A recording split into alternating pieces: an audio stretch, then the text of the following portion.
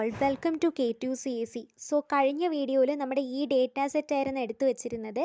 ഈ ഡേറ്റാ സെറ്റിൻ്റെ എന്ത് കണ്ടുപിടിക്കണം? ഡിസിഷൻ ട്രീ കണ്ടുപിടിക്കണം. ആ ക്വസ്റ്റ്യൻ ഞാൻ ഒന്നുകൂടെ കാണിക്കാം. കണ്ടില്ലേ, ഇതായിരുന്നു നമ്മുടെ ഡേറ്റാ സെറ്റ്. 3 ഇൻപുട്ടുണ്ട്, ഒരു ഔട്ട്പുട്ടുണ്ട്. നമ്മൾ ഇതിൻ്റെ ഡിസിഷൻ ട്രീ എന്ത് ചെയ്യണം? വരയ്ക്കണം. സോ ഡിസിഷൻ ട്രീ വരയ്ക്കുന്നതിന് ഫസ്റ്റ് സ്റ്റെപ്പ് എന്ന് പറയുന്നത് എൻട്രോപ്പി ഓഫ് ദ സാമ്പിൾ കാണണം. അതായത് നമ്മൾ ഈ ട്രെയിനിങ്ങിനായിട്ട് കൊടുക്കുന്ന എൻറ്റയർ ഡേറ്റാ സെറ്റിൻ്റെ എൻട്രോപ്പി കാണണം. അപ്പോൾ ഒരു ഡേറ്റാ സെറ്റിൻ്റെ എൻട്രോപ്പി കാണുന്ന ഫോർമുല എൻട്രോപ്പി പഠിച്ച സമയത്ത് നമ്മൾ പറഞ്ഞായിരുന്നല്ലേ, അത് നോക്കാം.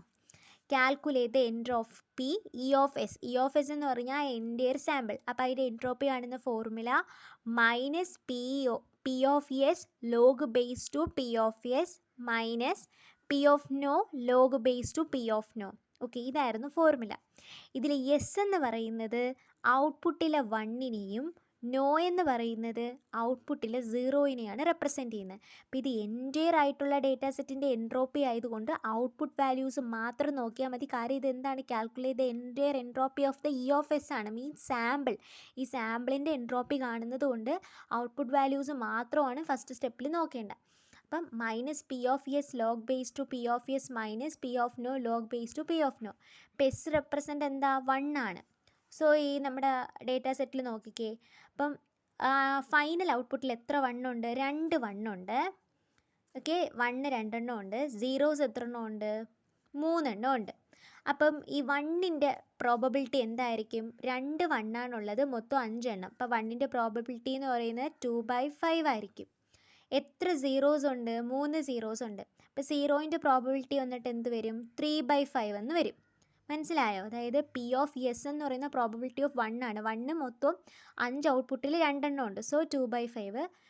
പി ഓഫ് നോ എന്ന് പറയുന്ന പ്രോബബിലിറ്റി ഓഫ് നോ ആണ്. ദാറ്റ് ഈസ് സീറോയുടെ കണ്ടുപിടിക്കണം. സീറോ മൊത്തം 3 എണ്ണം ഉണ്ട് 5 എണ്ണത്തിൽ. സോ 3/5. അപ്പോൾ ഈ ഫോർമുലയിൽ അപ്ലൈ ചെയ്ത് നോക്കുമ്പോൾ എങ്ങനെ വരും? Minus 2/5 into log base two 2/5 minus 3/5 into log base two 3/5. ഇനി ഈ ലോഗ് ബേസ് ടു ഇതൊക്കെ എങ്ങനെ ചെയ്യണമെന്ന് കുറേ പേർക്ക് ഡൗട്ട് കാണും. അതിപ്പോൾ പറഞ്ഞുതരാം. സോ ഇതാണ് നമ്മുടെ ഫോർമുല. അപ്പോൾ ഇങ്ങനെ വരുമ്പോൾ ആദ്യം നമ്മൾ ഈ ലോഗ് പോർഷൻ എടുത്ത് ചെയ്യണം. ലോഗ് ബേസ് ടു 2/5 ചെയ്തിട്ട് ആ ആൻസറിനെ മൈനസ് 2/5 കൊണ്ട് മൾട്ടിപ്ലൈ ചെയ്യുമ്പോൾ ഇത് ഇവിടുത്തെ ഉത്തരം കിട്ടും. മൈനസ് ഈ ലോഗ് ബേസ് ടു 3/5 കിട്ടുന്ന ആൻസറിനെ 3/5 കൊണ്ട് മൾട്ടിപ്ലൈ ചെയ്യുമ്പോൾ ഇവിടുത്തെ ഉത്തരം കിട്ടും. എന്നിട്ട് രണ്ടും കൂടെ മൈനസ് ചെയ്യുമ്പോൾ എൻറ്റയർ ആയിട്ടുള്ള ആൻസർ കിട്ടും. അപ്പം ലോഗ് ബേസ് ടു 2/5 എടുക്കുന്നത് എങ്ങനെയെന്ന് പറഞ്ഞുതരാം. അപ്പം ഈ കാൽക്കുലേറ്ററാണ് കാഷ്യോയുടെ. സോ ഇതിൽ ഞാൻ എന്ത് ചെയ്തു? ആദ്യം നമ്മുടെ ഈ ലോഗില്ലേ, ഈ സംഭവം ക്ലിക്ക് ചെയ്യുക. ലോഗ് ബേസ് 2 ആണ്. അപ്പോൾ 2 അവിടെ വന്നു. ദെൻ ഇങ്ങോട്ട് ക്ലിക്ക് ചെയ്യുമ്പോൾ ഇവിടെ കയറും. 2/5 അല്ലേ, അപ്പോൾ 2/5 കൊടുക്കുമ്പം ലോഗ് ബേസ് ടു 2/5ൻ്റെ വാല്യൂ കിട്ടും. ഇനി എന്ത് ചെയ്യണം? എനിക്കതിനെ മൈനസ് 2/5 കൊണ്ട് മൾട്ടിപ്ലൈ ചെയ്യണം. സോ ഇൻറ്റു 2 ബ്രാക്കറ്റ് കൊടുക്കണേ. മൈനസ് 2/5. കറക്റ്റായിട്ട് ഈ ബ്രാക്കറ്റ്സ് കൊടുത്തില്ല എന്നുണ്ടെങ്കിൽ നമുക്ക് ആൻസർ കിട്ടത്തില്ല പ്രോപ്പറായിട്ട്. അപ്പോൾ എത്ര വന്നു? 0.5287 എന്ന് വന്നു. ഓക്കെ, അത് ഞാൻ അവിടെ എഴുതുക. 0.5287. ഓക്കെ, ഇനി ഈ മൈനസ് ഇവിടെ ഉണ്ട്, അത് അതുപോലെ ഇട്ടേക്കുന്നു. ഇനി നോക്കിക്കേ, ലോഗ് ബേസ് ടു 3/5 കണ്ടുപിടിച്ചിട്ട് 3/5 കൊണ്ട് മൾട്ടിപ്ലൈ ചെയ്യാം അല്ലേ. അപ്പം log base two 3/5. Okay, answer കിട്ടി. ഇനി ഇതിനെ എന്ത് ചെയ്യണം? 3/5 കൊണ്ട് മൾട്ടിപ്ലൈ ചെയ്യണം. സോ 2 ബ്രാക്കറ്റ്സ് ഇട്ടിട്ട് 3/5. ഓക്കെ, മൾട്ടിപ്ലൈ ചെയ്യുമ്പോഴത്തേനും മൈനസ് 0.44 എന്ന് കിട്ടും.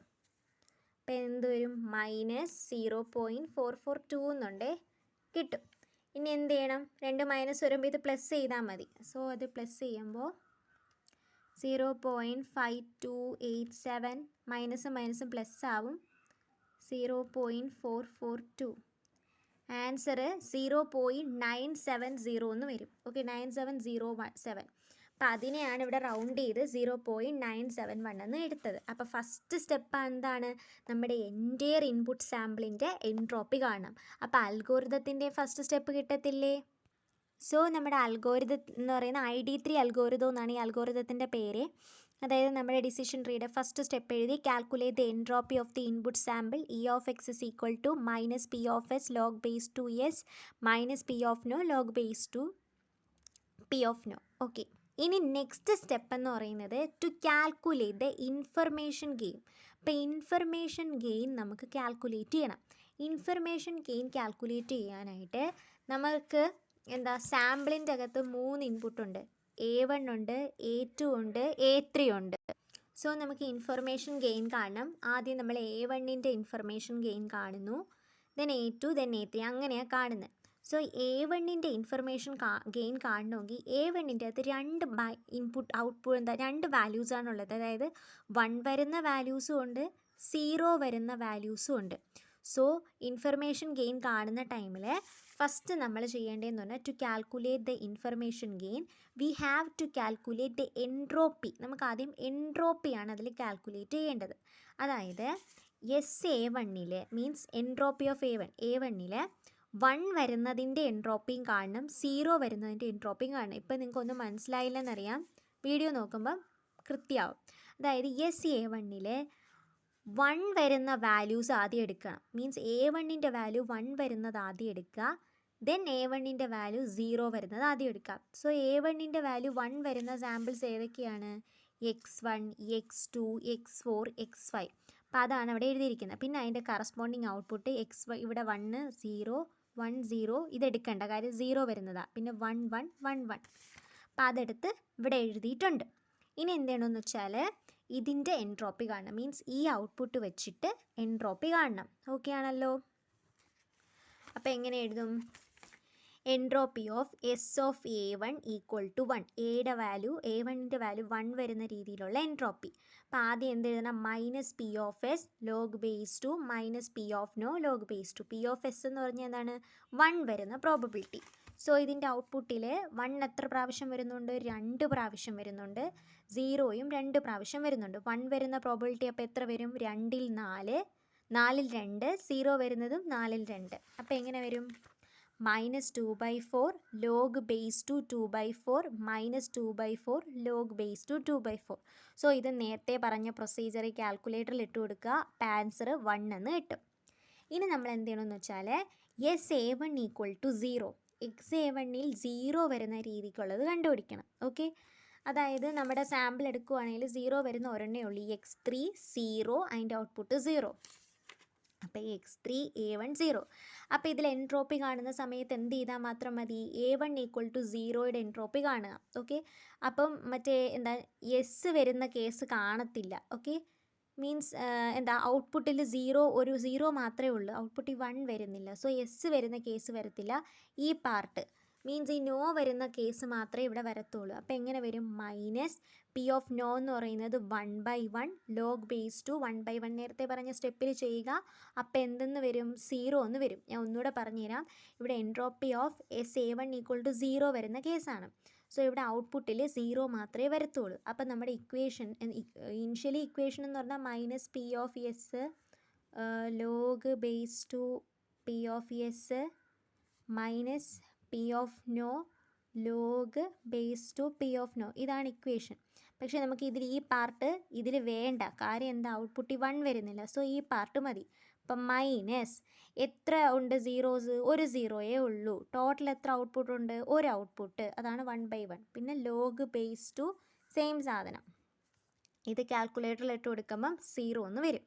അപ്പോൾ A1ൻ്റെ സെപ്പറേറ്റ് ആയിട്ട് A1 ഈക്വൽ ടു 1 വരുന്നതും A1 ഈക്വൽ ടു 0 വരുന്നതും നമ്മൾ കണ്ടുപിടിച്ചു. ഇനിയാണ് ഇൻഫർമേഷൻ ഗെയിൻ കാണേണ്ടത്. ഇൻഫർമേഷൻ ഗെയിൻ കാണുന്ന ഫോർമുല നമ്മൾ ഓൾറെഡി പഠിച്ചതാണ്. E of S minus weight of average weight into entropy of each feature. Okay, average weight into entropy of each feature. അപ്പോൾ E ഓഫ് എസ് മൈനസ് ആദ്യം നമുക്ക് average weight of A1 equal to 1 വരുന്ന കേസിലെ weight എടുക്കാം. A1 equal to 1 വരുന്ന കേസും ഉണ്ട്, A1 equal to 0 വരുന്ന കേസും ഉണ്ട്. അപ്പോൾ അതിൻ്റെ സെപ്പറേറ്റ് എടുക്കണം.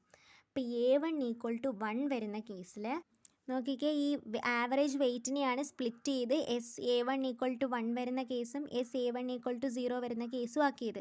അപ്പോൾ A1 1 വരുന്ന കേസിൽ മൊത്തം നമ്മുടെ ഡേറ്റാ സെറ്റിൽ എത്ര 1 ഉണ്ടെന്ന് നോക്കണം. അതായത് A1 എത്ര എണ്ണം ഉണ്ട്? 1 വരുന്ന A1ൽ 1, 2, 3, 4 4 എണ്ണം ഉണ്ട്. മൊത്തം മൊത്തം എന്ന് പറയുന്നത് 5 എണ്ണമാണ്. അങ്ങനെയാണ് എടുക്കേണ്ടത്. ഔട്ട്പുട്ട് അല്ല, A1 മാത്രം എടുക്കുക. അപ്പോൾ അവിടുത്തെ വെയിറ്റ് 4/5 വരും. ഏത് 1 റെപ്രസെൻറ്റ് ചെയ്ത്. ഇനി 0 റെപ്രസെൻറ്റ് ചെയ്ത് എത്ര 0 ഉണ്ട് A1? ഒരു 0 ഉള്ളൂ. മൊത്തം എത്ര എണ്ണം ഉണ്ട് A1 നമ്പേഴ്സ്? 1 2 3 4 5 5 എണ്ണം ഉണ്ട്. സോ അതെന്ന് പറയുന്നത് 5 വരും.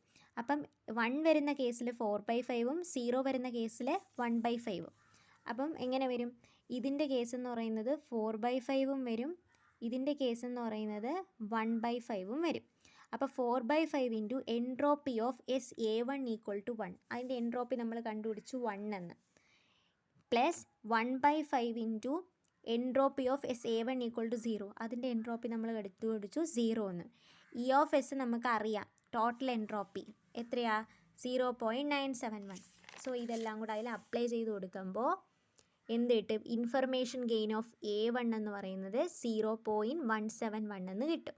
ഓക്കെ, അപ്പോൾ നമ്മൾ എന്താ ചെയ്തത്? ഫസ്റ്റ് ടോട്ടൽ എൻട്രോപ്പി കണ്ടുപിടിച്ചു, അത് കഴിഞ്ഞിട്ട് ഇൻഫർമേഷൻ ഗെയിൻ കണ്ടുപിടിക്കണം. അപ്പോൾ A1 കണ്ടുപിടിക്കണം, A2 കണ്ടുപിടിക്കണം, A3 കണ്ടുപിടിക്കണം. അപ്പോൾ A1 കണ്ടുപിടിക്കാനായിട്ട് A1 1 വരുന്നതിൻ്റെ ആദ്യവും 0 വരുന്നതിൻ്റെ രണ്ടാമതുമായിട്ട് 2 ടേബിൾസ് കൺസിഡർ ചെയ്തു. അപ്പോൾ അതിൽ ഔട്ട്പുട്ട് വാല്യൂ അനുസരിച്ച് SA1 equal to 1 entropy first കണ്ടുപിടിച്ചു. Then SA1 equal to 0 entropy കണ്ടുപിടിച്ചു. ദെൻ ഗെയിൻ കണ്ടുപിടിക്കുന്നു. ഓക്കെ, ഇത്രയാണ് ചെയ്തത്. അപ്പോൾ ഇതാണ് നമ്മുടെ അൽഗോരിതത്തിൻ്റെ സ്റ്റെപ്പ് 2. അപ്പോൾ നെക്സ്റ്റ് സ്റ്റെപ്പ് എങ്ങനെ എഴുതാം? Calculate the information gain. Information gain calculate ചെയ്യാൻ എന്ത് ചെയ്യണം? Calculate the entropy of each feature of attribute. Attribute എന്ന് പറഞ്ഞാൽ A1 A2 A3. അപ്പോൾ ആദ്യം ആട്രിബ്യൂട്ട് 1 എടുത്തിട്ട് അതിൻ്റെ അകത്തുള്ള ഓരോ ഫീച്ചറിൻ്റെയും സെപ്പറേറ്റ് എൻട്രോപ്പി കാണുക. ദെൻ ഇൻഫർമേഷൻ ഗെയിൻ കാണുക. ആ ഫോർമുലയിൽ അപ്ലൈ ചെയ്യുക.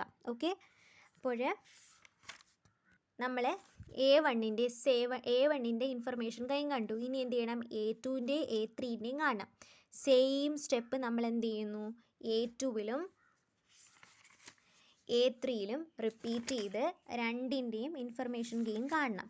സോ അത് നെക്സ്റ്റ് വീഡിയോയിൽ പറഞ്ഞുതരാം. സോ അൽഗോരിതത്തിൻ്റെ അടുത്ത സ്റ്റെപ്പ് എന്ത് വരും? Step 3, repeat the process for all the other attribute. Repeat the process on all other attribute. So ഈ പ്രോബ്ലത്തിൻ്റെ കണ്ടിന്യൂവേഷൻ നെക്സ്റ്റ് വീഡിയോയിൽ പറഞ്ഞുതരാം.